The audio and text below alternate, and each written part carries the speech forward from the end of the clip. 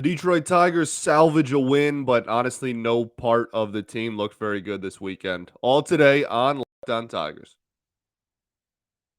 You are Locked On Tigers, your daily Detroit Tigers podcast. Part of the Locked On Podcast Network, your team every day.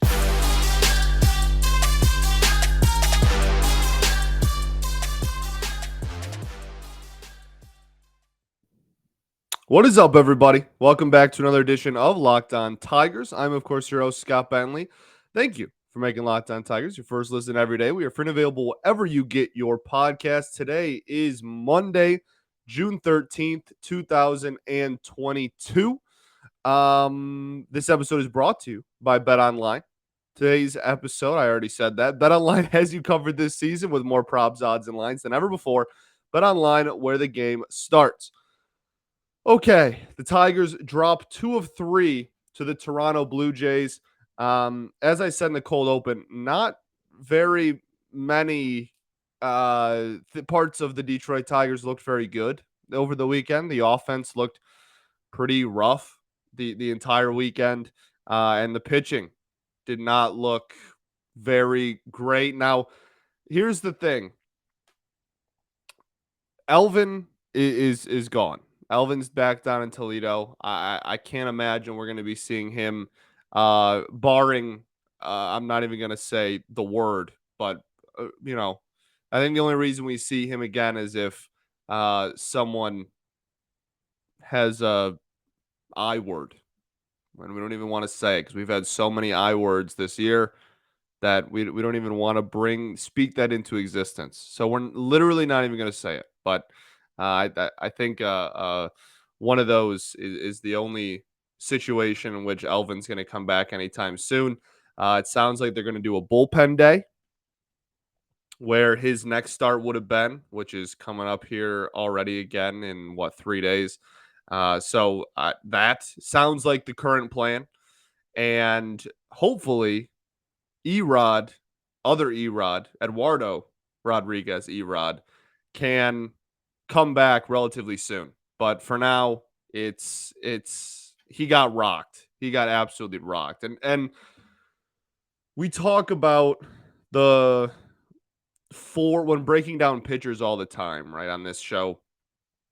I've started talking a lot about the 4 different types of pitches.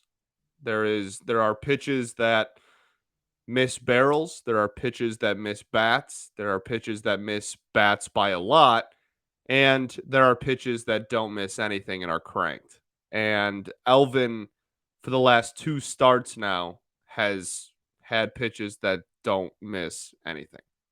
And that's just how it is. And look, he's very young, and he was never supposed to do this. This was never supposed to be Elvin Rodriguez's role. It never was. So while he certainly was not good in his last 2 outings before getting sent down, final line on Friday, 4 1/3, 8 hits, 8 runs, 2 walks, 2 strikeouts, and 84 pitches. His ERA is 11.5. While that is certainly not ideal, and while none of that is how I'm sure he wanted it to go, this is not some catastrophic failure because he was never supposed to be doing this in the first place. This is just the cards that this team was dealt. He had to come up and he had to start games. I think ideally in a perfect world, he is starting games for Toledo this year, and then if needed has to come up and be a pitcher that they use out of the bullpen, maybe long relief. Maybe he's better short relief, like Gregory Soto was. Gregory Soto was a starter for a long time as a professional, and then they moved him to the bullpen. He threw 100, and they were like, "Oh, whoops!" Like that's maybe that's the trajectory they expected him to kind of go on. But being a actual part of the major league rotation and anything more than a spot starter was certainly not in the cards and was not something that was supposed to happen this year. So I'm not like super disappointed. I'm not going to freak out about like how much he struggled, and I'm not going to come on here and scream about the kid. Like he was not supposed to do this, and that just shows. And they're done with it. The experiment over. If you want to even call it an experiment, it's done. So I don't think we're going to see him anytime soon, unless he goes on a tear in Toledo and figures something out or whatever. Then maybe at the end of the year, but still not anytime soon, barring again another I word happening. That we don't even really need to go over like, oh, did he have any good pitches? He was not missing bats. He was not missing barrels. They were cranking the baseball all over the field, and out of the field, and that's really all there was to it. Just not fooling anyone. A lot of people kept asking, was he tipping again? I don't believe so. I saw nothing that led me to believe that they were tipping. But the thing is, the major leagues is really hard, and these are the best hitters in the world. And you don't have to be tipping your pitches to give up 8 earned runs and give up 8 hits.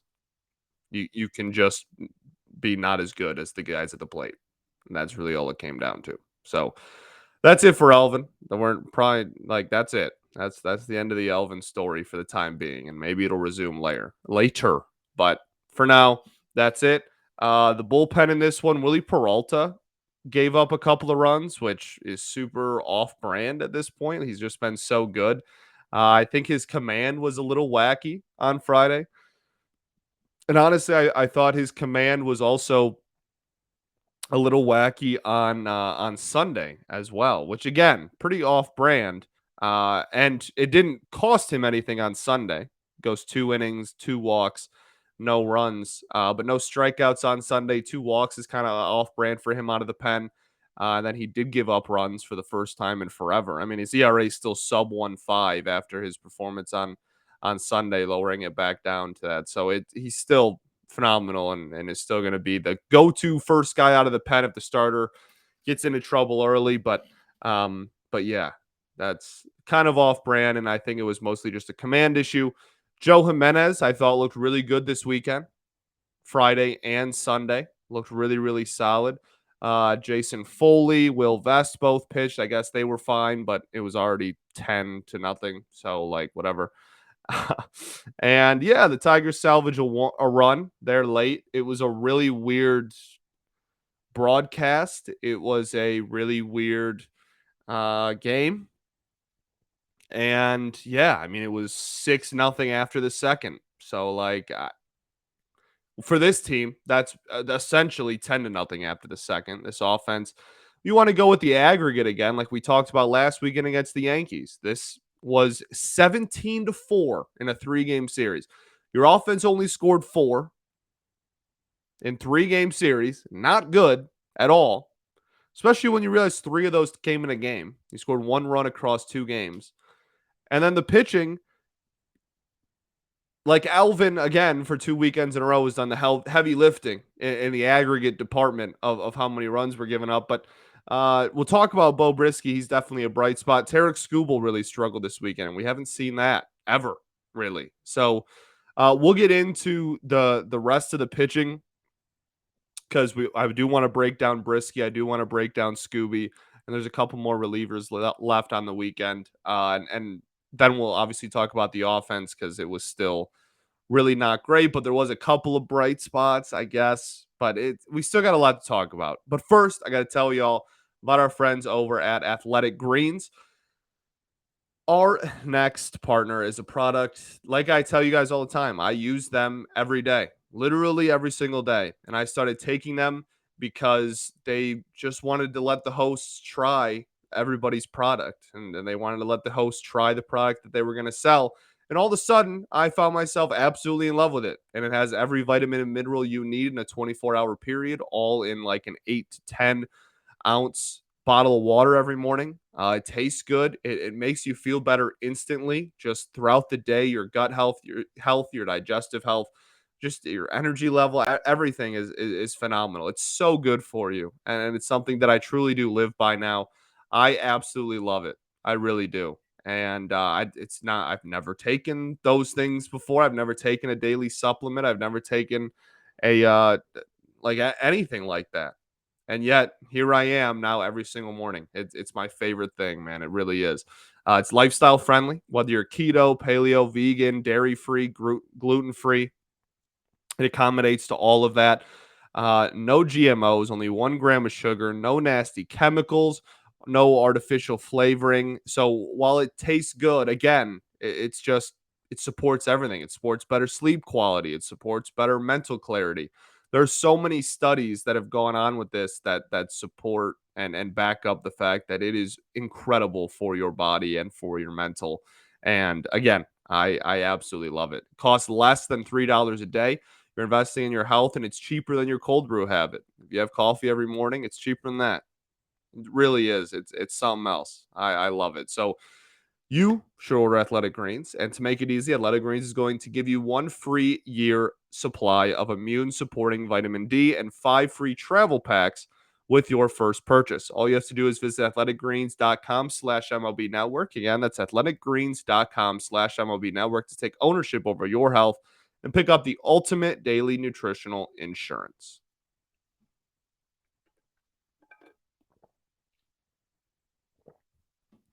All right, everybody.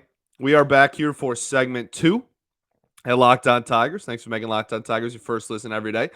Check out the Ultimate NBA Mock Draft starting June 16th with over 50 insiders. Nothing equals the Ultimate NBA Mock Draft. The Locked On NBA Big Board Draft experts plus the Odyssey insiders. First pick is June 16th. Search Ultimate NBA Mock Draft and follow now so you don't miss a pick. It's super, super cool. It's a really fun thing they do every year where they have, all the insiders for the teams, all the coup at Locked On Pistons. Great, does a phenomenal job, phenomenal work covering the team. And, they have draft experts and everything. It's super, super fun. So make sure to check it out. Okay. Let us get into the rest of the stuff we want to talk about. So we already talked about a lot of the bad, and I'm not sure we're even going to bring up Friday. We're going to talk about the offense as a whole, like throughout the entire weekend. So maybe in that regard, but we're kind of done with Friday. Whatever. That was an absolute train wreck. Like I said, the broadcast was weird. The game started late because of rain. It was all just weird. Everything about it was weird, and it didn't help that we were getting absolutely pumped. Then Saturday happens, and we're like, all right, Toronto's really good. This is not looking very good. And Bo Brisky looked really solid. He looked really solid. And the thing continues to be with him, when is he going to start being able to consistently miss bats? Because in today's day and age of baseball, it's really hard to be a contact first pitcher. It is. It's really difficult. And man, my allergies suck again today. I'm sorry if I sound weird. It's really difficult to be a contact first pitcher. And Bo has been that up to this point in his career. And in the minors, he had some pitches that he could go to and could get whiffs. And in this game, he went to the slider a lot more. And that's 2 games in a row we've kind of seen the slider slowly being utilized more with him. And it was the pitch that had the most whiffs. He still only had 8 on the game, which in 86 pitches and 5 2/3 is it's not terribly low, but he only had 2 strikeouts along with it. You still, in a perfect world, would like that to be a little bit higher. The 4-seam fastball had 3, the slider had 4, and the changeup had 1. In the minors, the changeup was a really good pitch to get people off balance and to get hitters to swing and miss on something low. And that's like I said, 2 starts in a row now. We've seen the slider a little bit more. This one he was very, very effective with it. It was a low average exit velocity against. He was not giving up a ton of hard contact with it. He gave up 1 that was roped, but besides that, it was a lot of weak contact with it. And the changeup he only threw 11 times on the entire game. The slider 22 and the slider 22 and the fastball 47. Like I said, 86 pitches total. So it was really a 3-pitch mix for him. He threw 4 sinkers and 2 curveballs that were kind of whatever. That's 6 total pitches. None of them were whiffs.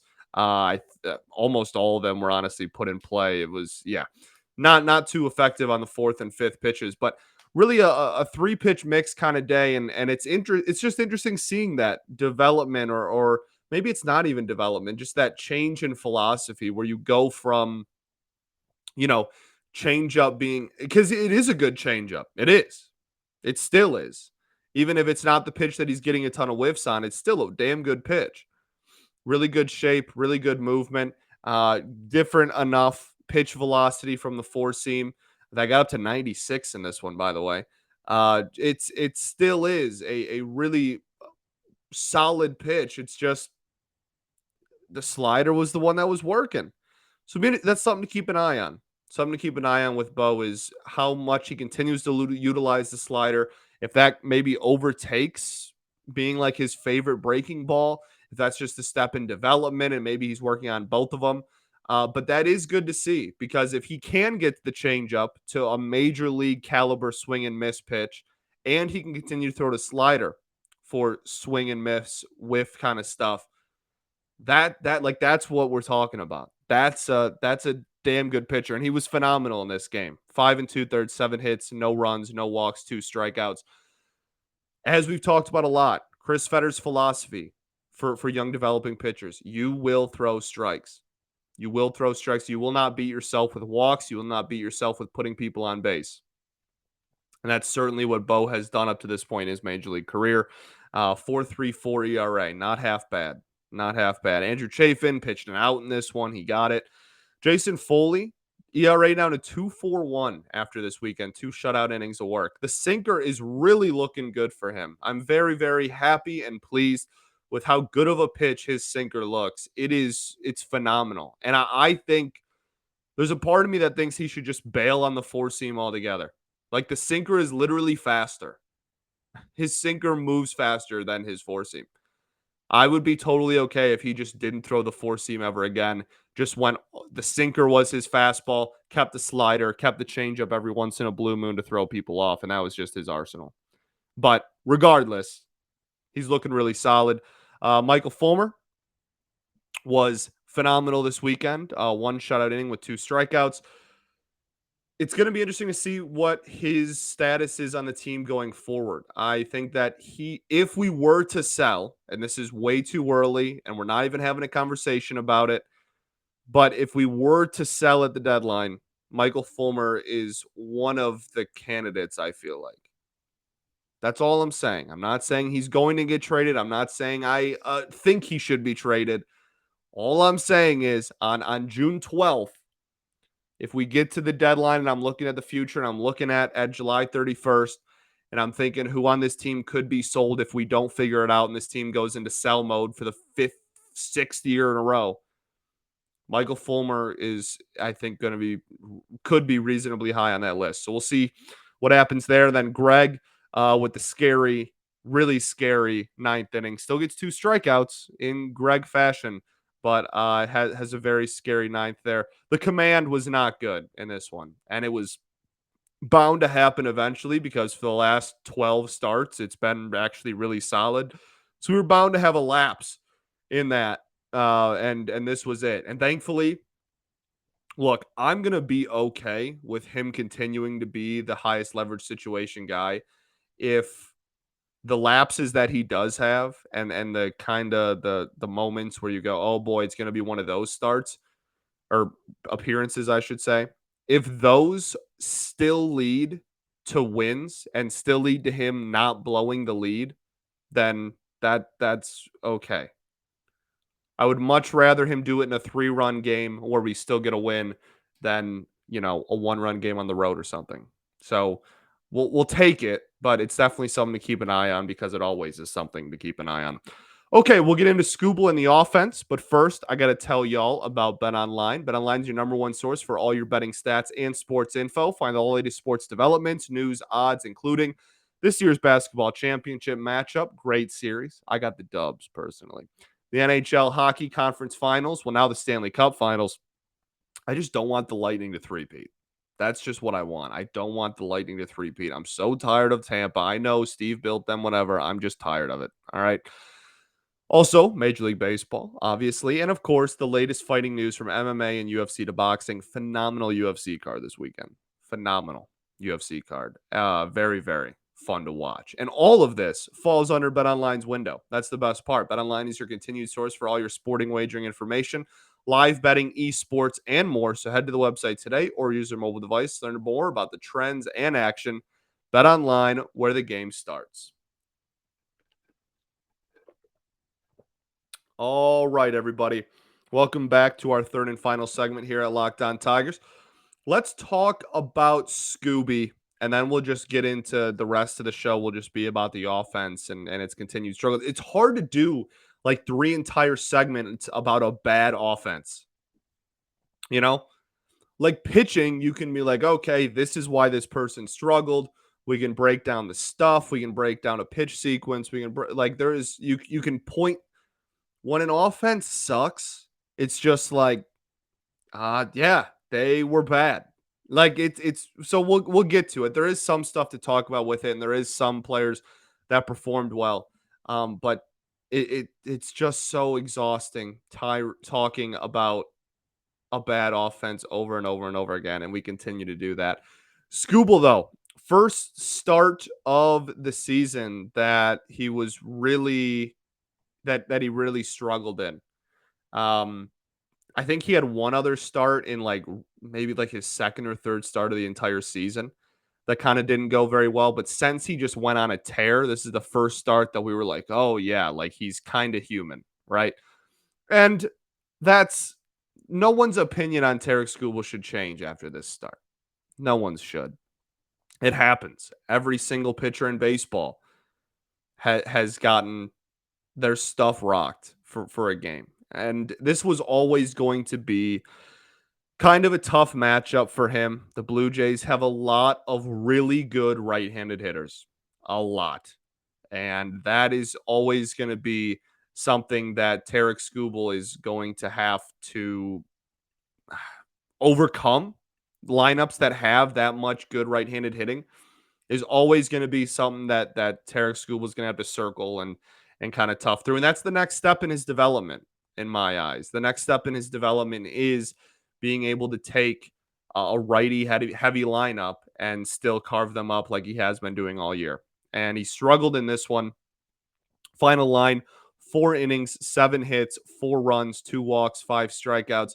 The thing is, I mean, with some of the pitching performances we've had this season, 4 innings, 4 runs is like not the absolute worst thing in the world. I'm not saying that this was a good outing by any stretch, but I mean, we've had worse, and a lot of people have had worse. And I mean, he still had 9 whiffs in 4 innings, not terrible. The CSW percentage on the game was still 30%. That's still really solid.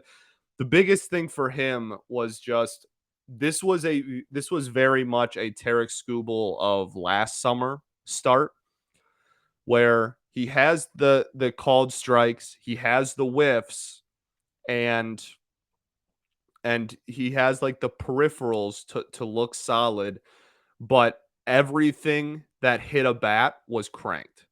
Everything was either missing a bat or not missing anything. Not very many missed barrel balls put in play is basically what this comes down to. There was a 95 average exit velocity for the game, is very, very high. 100 average exit velocity of 100 miles an hour on 4 balls put in play for the slider alone, which is the pitch he threw the most. The four-seam fastball, 97 average exit velocity. The sinker, 90 average exit velocity. Only 1 ball put in play, I guess, that went 90. But 11 balls put in play for an average exit velocity of 95.1 miles an hour. That's just what this came down to. And again, I don't think that it was a pitch sequencing problem. I liked the game that was called. There was a couple of command issues, I guess. It's just when you are a power throwing left-handed starter and you go up against a lineup that has a bunch of really good, powerful right-handed hitters, you can't make even small mistakes. And that's just what we saw. There's a couple of small mistakes, a couple of sliders that found way too much of the strike zone that shouldn't have, and a couple of fastballs that found way too much of the zone and they shouldn't have. And that's the difference of the game against a lineup like the Toronto Blue Jays. So that's really all that. What am I even trying to say? All that came down to it. All that it came down to. That's the phrase. Goodness gracious. It's been a very long weekend. I worked a ton this weekend. Was driving all over the state of Michigan. But a lot of cool stuff on boys lacrosse. High school lacrosse state finals was this weekend. If you want to have the in on that, check out the Detroit News. Okay, let's get into the offense and let's finish this puppy up. The offense, like we talked about earlier, had 4 runs in 3 games, and 3 of them came in 1 game. I'm very happy that we were able to salvage a win. I'm very happy because the offense at no point this weekend, was I like, oh man, this offense is cooking. Like, oh boy, this could, we're turning a corner. This could be something cool. Like, no. At no point. At absolutely no point was I really impressed with the offense. Certainly not on on Friday or Sunday. Friday was really brutal. 5 hits and 1 walk. So that's 6 base runners total on Friday in 9 innings. Really solid. And then Sunday, you got absolutely carved up by Ross Stripling. And Ross Stripling is a guy who was straight up just a victim of the Dodgers being too good. Like that's Ross Stripling. Ross Stripling was a pretty solid pitcher for the Dodgers for a while. And they're just so deep and so good that they could look at Ross Stripling and be like, "Yeah, we don't like really need you, man." And now he's in Toronto as a 3.14 ERA. So that's who Ross Stripling is. He is a guy that the Dodgers were like, "Yeah, we're like good." And that's no disrespect to him because the Dodgers are just a juggernaut. And he's having a really solid season, but that's still no excuse to have 1 base runner against him in 6 innings. That's embarrassing. That shouldn't happen. And then their bullpen pretty much had their way with you too on Sunday. Obviously, we got shut out, and their bullpen had its way with you on Friday. Like, it's bad approach. It's bad approach after bad approach. And Sunday, they were hitting the ball pretty hard at one point, and it was just all right at people. Scope had a couple of hard hit balls. Javy Baez had a liner that went right to the third baseman. There was a couple of instances on Sunday, at least, of the ball being hit really hard, but it's no power. That continues to be the storyline of the season. This offense has no power. Like, we as a team have 30 home runs at the time of this recording on the season. What the heck? Aaron Judge has 24. What are we doing? It's just no pop. You're not going to win too many baseball games in the way that the game is played today in today's day and age with no power, none to speak of. There's no patience with runners in scoring position except for Miguel Cabrera. That's it. Miggy's the only person and over the last month that's come through at a relatively good clip. That's it. And that's relative with runners in scoring position. It's not good. Bright spots offensively this weekend. Javi Baez had a 3-walk game for the first time in his Major League Baseball career on Saturday. That was kind of fun. Like I said, he roped a ball on Sunday, but did not really lead to anything, unfortunately. And then Friday, he struck out and got booed. So I'm hoping hard hit ball on Sunday, couple of hard hit balls on Sunday, and 3 walks on Saturday. Maybe we're starting to hopefully turn a corner. Like, that's what I got. That's what I can talk about with the offense. This is an impossible task. To continue to talk about this offense every single day is impossible. I don't know what else to say. It's been brutal. It's been historically, like straight up historically brutal.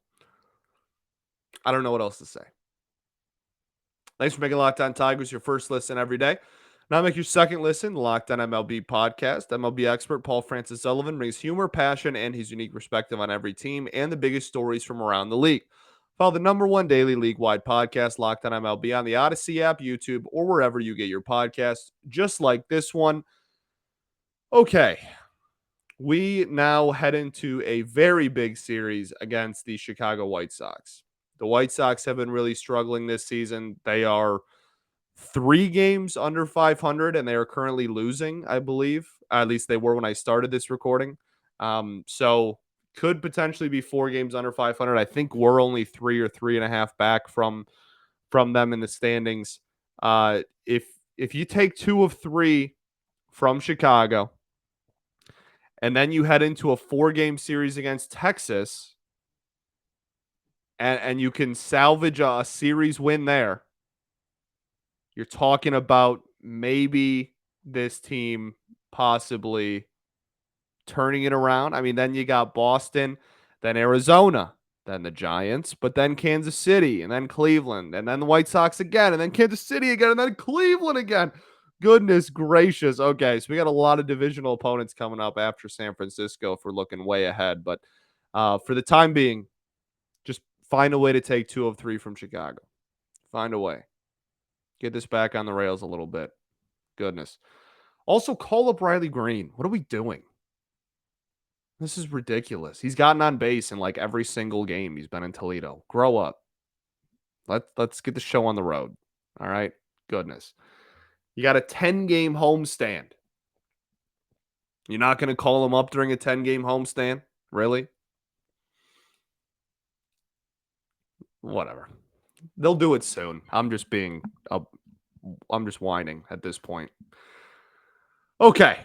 I'll see you tomorrow. Hopefully talking about a win against the White Sox. Pitchers for this one, I believe it's Ronnie Garcia, Johnny Cueto. So we'll see how that goes. Talk to you tomorrow. Peace and love. Going to therapy's dope. I'll catch you all then, baby. Go Tigers.